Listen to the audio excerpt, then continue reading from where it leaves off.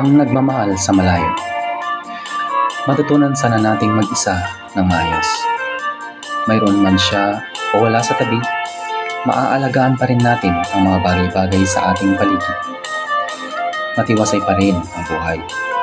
Kapag nandyan siya, susulitin bawat sandali. Kapag malayo siya, may iwan sa isa at dala-dala naman ng isa ang pagmamahal hanggang sa muling pagkikita. Sa modernong panahon, malayo man ay mayroon pa ring komunikasyon.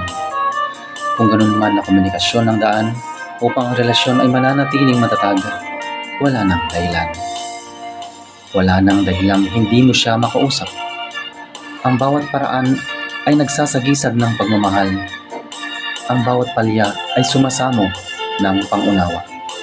Ang bawat paghihintay ay pag-ibig. Ibig mong masilayan ang kanyang mukha. Ibig mong marinig ang tinig niya. Ibig mong mabasa ang sagot sa iyong mga pagbati at katanungan. Ang pagmamahal ay sadyang pag-iintindi, pag-uunawa at paghihintay kung kailan mo makamtan ang maginhawa niyang oras.